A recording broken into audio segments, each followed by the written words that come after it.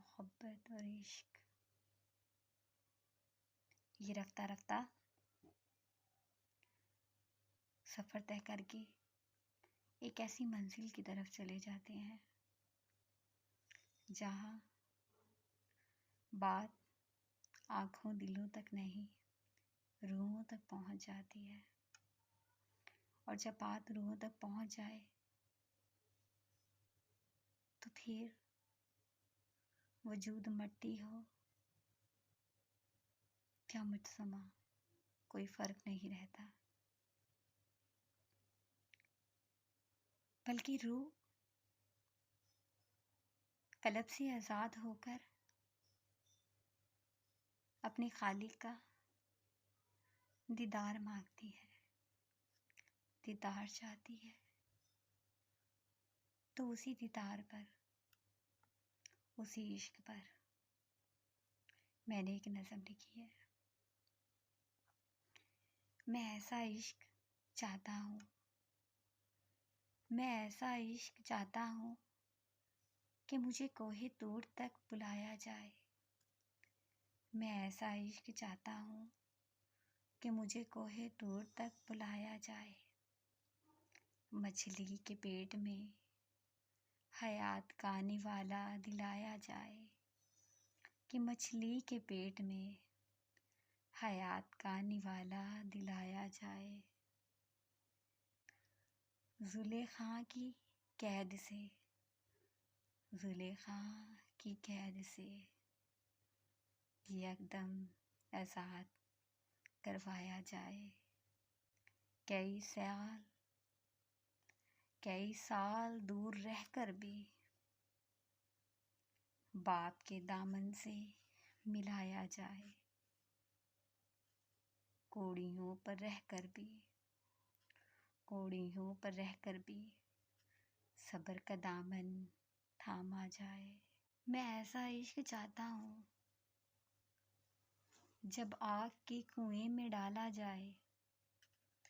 मैं ऐसा इश्क चाहता हूँ जब आग के कुएं में डाला जाए। मैं और इश्क करूँ ये एहसास दिलवाया जाए, ये एहसास दिलवाया जाए। हाँ, मैं ऐसा इश्क चाहता हूँ जिसमें 12 चश्मे रास्ता दें। गरम रेत पर पानी दें, गरम रेत सर सजदे में कट जाए, सर सजदे में कट जाए। फिर भी जिंदा गाजी कहलाए जाए। सर सजदे में कट जाए, फिर भी जिंदा गाजी कहलाए जाए। हाँ, मैं ऐसा इश्क चाहता हूँ जिसमें तपती रेत पर जलकर भी हई अल फलाह कहलाऊं मैं। हाँ, मैं ऐसा इश्क चाहता हूँ कि सर सजदे में कट जाए।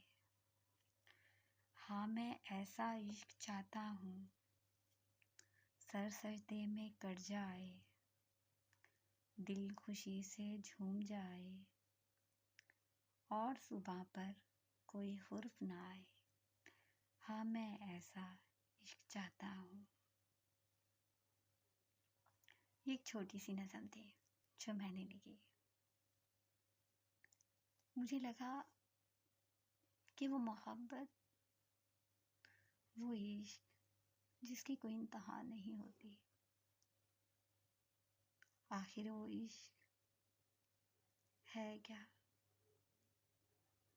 कुछ सवालात हमारे जहनों में ऐसे होते हैं जिनके जवाब तलाशना बहुत मुश्किल होता है,